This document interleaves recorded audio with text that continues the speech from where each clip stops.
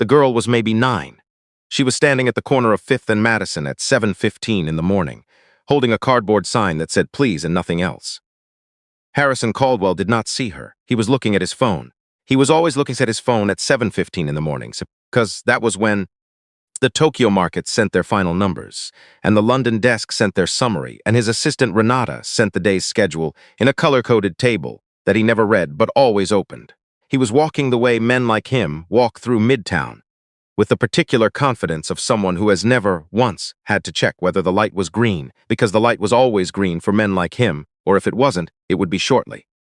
The girl saw the gap in the traffic before he did. She saw the delivery van running the light from the side street. She saw it the way children who have spent time on streets see things. Not with analysis, but with the body, with something older than thought. She grabbed his arm. He stumbled. His phone hit the pavement. The van blew through the intersection close enough that the side mirror passed 18 inches from where Harrison Caldwell had been standing. He stood there for a moment, breathing. The girl had already let go of his arm. She was looking at the van disappearing uptown, her face serious in the way children's faces are serious when they have done something they understand to be important. "You would have been hit," she said. Harrison picked up his phone. The screen was cracked across the lower left corner. He looked at the crack for a moment the way he looked at everything, as a problem to be assessed, categorized, routed to the appropriate person. Then he looked at the girl. She was small. Her jacket was a men's zip-up fleece, navy blue, 3 sizes too large, the sleeves rolled up 4 times. Her sneakers were clean but old, the toe of the right one beginning to separate from the sole. She had a backpack that was almost as big as she was, with a broken zipper on the front pocket held shut with a safety pin. "What's your name?" he said. She looked at him the way children who have learned to be careful look at adults. Measuring, deciding. "Cora," she said. "How old are you, Cora?" 9. "Where are your parents?" She looked back at the intersection. The light had changed. People were crossing now, the regular flow of the morning resuming, the near miss already absorbed back into the city. "I don't have any," she said. Harrison Caldwell was 58 years old. He was the senior managing partner of Caldwell, Brennan and Fitch, one of the most profitable corporate law firms in the northeastern United States. He had argued before the Supreme Court twice. He had billed 4,000 hours in a single year. He had negotiated the terms of 2 hospital mergers, a pharmaceutical acquisition, and a settlement that had kept a very large bank from a very public collapse. He did not know what to do with a 9-year-old girl holding a cardboard sign that said please and nothing else. "Where do you sleep?" he said. She pointed vaguely south and east. "With some people," she said. "It's okay. They're not bad." He didn't ask more than that. Not then. He had a breakfast at 8 with a client from Houston and a deposition prep at 10 and a call with the London office at noon that could not be moved. He had a life organized around the principle that every hour had a purpose, and every purpose had a value, and the value could be expressed in dollars if you were patient enough with the math. He gave her $40 from his wallet. It was all the cash he had because he never carried cash, but that morning he had gotten 100 from the ATM in the lobby of his building for the firm's holiday card fund and hadn't yet turned it in. She took the $40 and folded it once and put it in the front pocket of the too large jacket. "Thank you," she said. Not effusively. Just thank you. The way you'd thank someone for passing the salt. He walked to his breakfast. He thought about her twice during the meal, and once during the deposition prep, and 4 times during the London call, which was unlike him, because during the London call, he was usually thinking only about the London call. He saw her again 3 days later. Same corner, roughly the same time. No sign this time. She was sitting on the low concrete ledge outside the office building, on the north side of the intersection, eating a granola bar, watching the street with the patient attention of someone who has nowhere else to be and has learned to make peace with that. He stopped. She looked up and recognized him. Something in her expression relaxed slightly, not warmth exactly, but the particular relaxation of someone who has correctly identified a person as not a threat. "You came back," she said. "I work nearby," he said. "I walk this way every morning." She nodded. That made sense to her. "Did you eat breakfast?" he said. She held up the granola bar. Before that, she thought about this. "Yesterday," she said. He took her to the diner on 53rd. She ordered scrambled eggs and toast and orange juice and ate with the focused efficiency of someone who has learned not to take food for granted. She didn't talk while she ate. He drank his coffee and read his messages and let her be. When she was done, she folded her paper napkin into a small, precise square and set it on the plate. "You don't have to do this," she said. "I know," he said. "I'm not going to be a project," she said. "I don't want to be someone's project." He looked at her over his coffee cup. "What do you want to be?" She thought about this for longer than most adults would have. Just a person, she said finally. That's all. He paid the check. They walked out together and stood on the sidewalk in the weak October sunlight, and he thought about the $40 and the granola bar and the eggs and the way she had folded the napkin, and he said, carefully, "There's a thing I need to ask you. Okay, the people you sleep with, are they taking care of you?" She considered the question seriously, the way she considered everything. "Not really," she said. "But they're not hurting me either. It's more like we're all just there. You know?" He did not know exactly, but he understood the shape of it. "How long have you been living like this?" "Since April," she said. "So, 6 months. What happened in April?" She looked at the street. A bus exhaled at the curb. "My grandmother died," she said. "She was the last one." He called his assistant Renata from the sidewalk outside the diner and told her to reschedule his 9 o'clock. Renata, who had worked for him for 11 years and had learned to ask no unnecessary questions, rescheduled the 9 o'clock.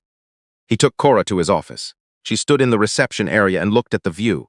41 floors up, the park spread out in its autumn geometry below, with the same serious attention she gave everything. "You must be important," she said. "People think so," he said. She looked at him. "Do you?" He didn't answer that. He showed her to the small conference room and left her with a legal pad and a box of colored pens that had belonged to his daughter when his daughter was 8, and which he had kept in the bottom drawer of his credenza for 12 years without being fully able to explain why. He made 4 calls in the next 2 hours. The 4th call was to a woman named Deborah Sloan, whom he had gone to law school with and who now ran the family services division of a mid-sized nonprofit on the West Side. He laid out the situation without editorializing. Deborah listened without interrupting, which was one of the reasons he had always respected her. "Bring her in this afternoon," Deborah said. "I'll make sure someone's here." When he went back to the conference room, Cora had filled half the legal pad with drawings. Not childish drawings, careful ones. Buildings, mostly. A bridge, what might have been a skyline from memory or imagination. "You draw a lot," he said. "When I have paper," she said. He sat down across from her. He had a way of sitting, in negotiations and depositions, that communicated presence without aggression. Still, attentive, giving the other person the sense that he had all the time in the world, which was never true but which he had learned to perform so well it had become something close to real. "I want to tell you about a place," he said. She put down her pen. She was listening. "It's run by a woman I know. Her name is Deb. She's good people." He paused. "It's not a shelter exactly. It's more like a house. There are other kids there. You'd have your own room. Real meals. School." Cora looked at the drawings on the legal pad. "What's the catch?" she said. "No catch. There's always a catch. The catch," he said, "is that you have to be willing to let people help you. And I know you said you don't want to be a project. I understand that. But there's a difference between being a project and being helped. Projects get handed off. People get invested in." She was quiet for a long time. Outside, the city moved below them, indifferent and enormous. "Well, I have to talk about my grandmother," she said. "Eventually, probably. Not today. Will I have to be cheerful about it? Absolutely not." She picked up the blue pen and drew a small rectangle in the corner of the page. Then she drew a window in it. "Okay," she said. "I'll go look at it." He drove her there himself, which surprised Renata and surprised the driver, and would have surprised the partners at the firm if any of them had known, because Harrison Caldwell was not a man who drove people places. He was a man who sent cars. But he drove her in his own car, a dark gray sedan that still smelled faintly of his daughter's soccer cleats from some car trip years ago, and Cora sat in the passenger seat with her big backpack on her lap because she wouldn't put it in the back seat. And they drove up the West Side in the afternoon traffic, and he played the classical station on the radio because it was what he always played, and he didn't think to change it. "What is this?" she said after a few minutes. "Brahms," he said. She listened. "It sounds sad," she said. "It is sad. It's also," he thought about how to say it. "It's also kind of okay with being sad, if that makes sense." She thought about this. "Yeah," she said. "I get that."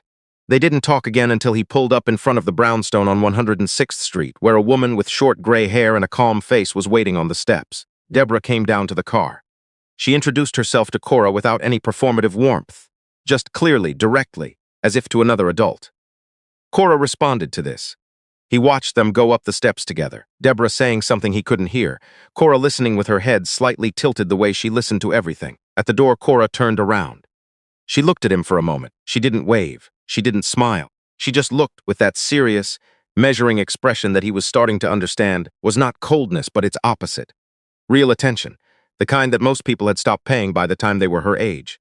Then she went inside. He sat in the car for a while. The classical station had moved on to something he didn't recognize. He listened to it anyway. Parked outside the brownstone, while the afternoon light went gold on the street, and he thought about his daughter, who was 27 and lived in Portland, and called him on his birthday and Christmas, and about his wife, who had left when his daughter was 12 because she had finally tired of being lower priority than everything else, and about the 4,000 hours and the Supreme Court arguments and the hospital mergers, and he thought about a 9-year-old girl who had grabbed a stranger's arm at 7:15 in the morning and possibly saved his life, and then said, very simply, "I don't want to be someone's project." He visited the following Thursday. Deborah had told him he could, and she had told Cora he was coming, and Cora had said okay. She was in the backyard when he arrived. A narrow rectangle of ground behind the brownstone, with a picnic table and a garden that someone had attempted and mostly given up on. She was drawing again, this time on a large sheet of butcher paper that Deborah had found somewhere, using markers in a range of colors. She was drawing a building. It was detailed, structurally detailed, with cross-sections and what appeared to be load-bearing notations that she had invented her own notation system for. He sat down at the picnic table across from her. "You ever think about becoming an architect?" he said. "All the time," she said without looking up. "Why? Because architects make things that stay," she said. "Things you can walk into and be inside. You can't do that with a drawing. But if you build it," she finished a line, "then it's real."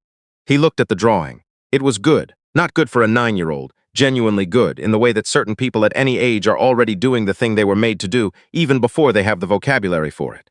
"How are you sleeping?" he said. "Better," she said. "The room is quiet. I'm not used to quiet. Is it okay?" she considered. "Deborah doesn't pretend," she said. "I appreciate that. Some people pretend everything is fine. She doesn't do that." "No," he said. "She never has." Cora looked up at him for the first time since he had sat down. There was something she was working up to. He waited. "Can I ask you something?" she said. "Yes. Why did you take me here? You could have just given me $20 and walked away. Most people would have." He thought about the London call and the Tokyo numbers and the cracked phone screen and the van that had come through 18 inches from where he had been standing. "You grabbed my arm," he said. "You didn't have to." "That's not an answer, no," he said. "It isn't." He was quiet for a moment. A pigeon landed on the edge of the picnic table and looked at them with one orange eye, then left. "My daughter's name is Ellen," he said. "She was 9 once. She used to draw buildings, too." He paused. "I was not a very present father." Cora looked at him. "I don't say that to make you feel sorry for me," he said. "I say it because you asked why. And I think part of the answer is that when I see someone who needs something, and I have the ability to provide it, and I walk away anyway." He stopped. "I'm trying to be less of the person who walks away." She held this. "That's honest," she said finally. "I thought you'd appreciate that."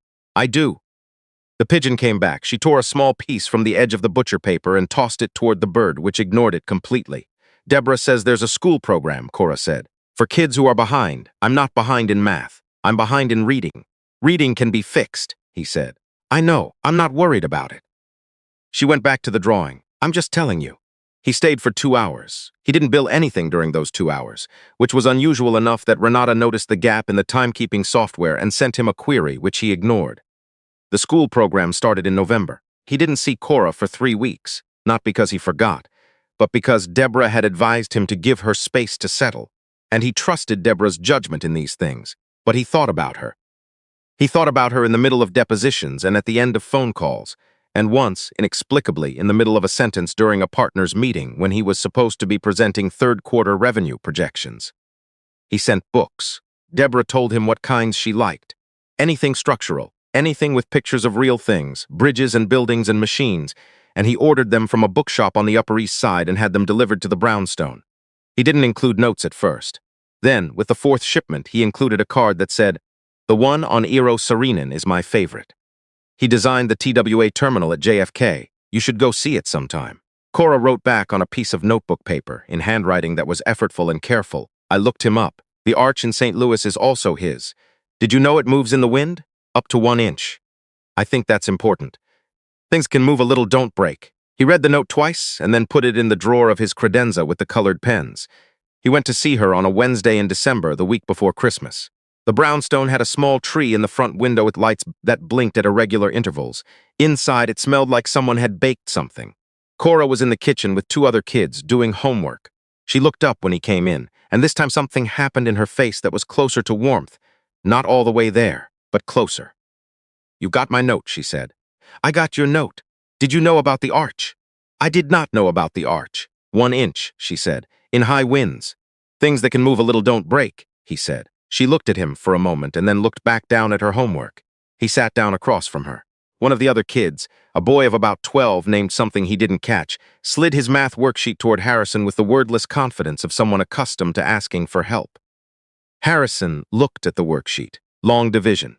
He had not done long division since the early 1970s. He did it anyway. It was Deborah who told him, in January, that the formal foster placement was moving forward. There was a family in Queens. Good people, vetted thoroughly. A mother who taught middle school and a father who coached youth basketball, a house with a yard. Cora had met them twice. She hadn't decided yet. What does she want? He said. She wants to know if it's permanent, Deborah said. She won't say that directly, but that's what she wants. She's done with temporary. He understood that. Is there anything I can do? He said. Deborah looked at him. You could go talk to her, she said. She trusts you. That's not nothing. Actually, with Cora, that's almost everything.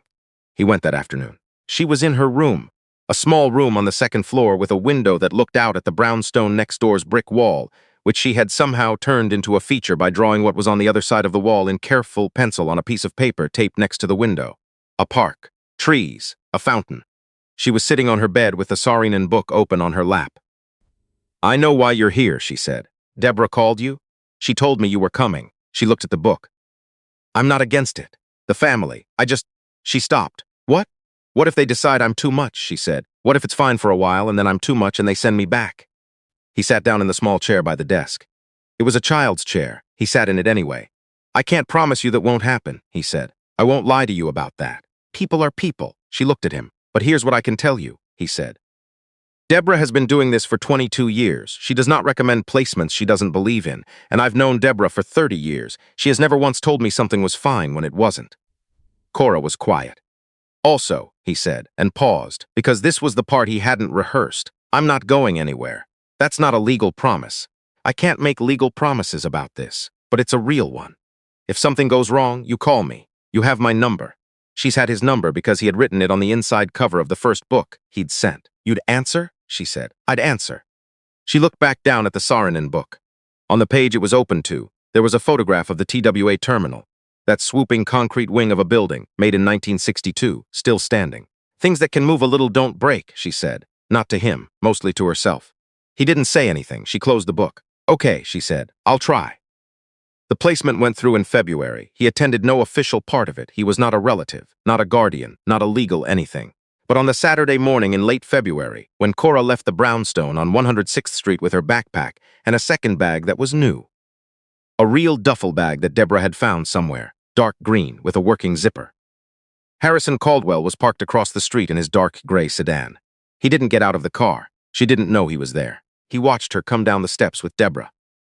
Beside her and the foster mother, whose name was Gail, waiting on the sidewalk. He watched Cora stop on the bottom step and look at the street for a moment the way she always looked at things, measuring, deciding, making a private accounting of what was in front of her. Then she stepped off the last step and walked toward the car. At the car door, she turned and looked back at the brownstone. Then she looked directly across the street at his car. He didn't know if she could see him through the windshield. The morning light was at a particular angle. She lifted one hand, just briefly, then she got in the car. He sat there for a while after the car had gone. The street was quiet in the way Midtown is never quiet, the kind of quiet where you could hear pigeons, and someone's radio 2 floors up and a dog starting a complaint about something in the middle distance. He thought about April, when she had lost the last one. He thought about 6 months on the street with people who were not hurting her, but not helping her either. He thought about a cardboard sign that said please and nothing else, which is sometimes the most articulate thing a person can say. He thought about his daughter in Portland, and he took out his phone, and he called her. Not on her birthday, not at Christmas. On a Saturday in February at 9:15 in the morning, for no reason he could have explained in a deposition.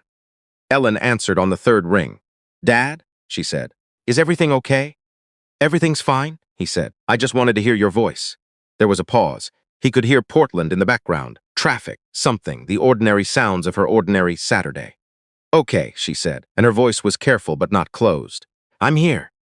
He leaned back in the driver's seat and looked at the brownstone, at the window on the 2nd floor where the pencil drawing of the park and the fountain and the trees was still taped to the glass. Tell me what you've been up to, he said, and Ellen told him. The street did what streets do, which is continue regardless, moving and exhaling and carrying everyone somewhere. And inside the dark gray sedan, Harrison Caldwell listened to his daughter's voice and thought about a 9-year-old who had grabbed a stranger's arms and said, very quietly and very certainly, things that can move a little don't break. And for the first time in a very long time, he believed her.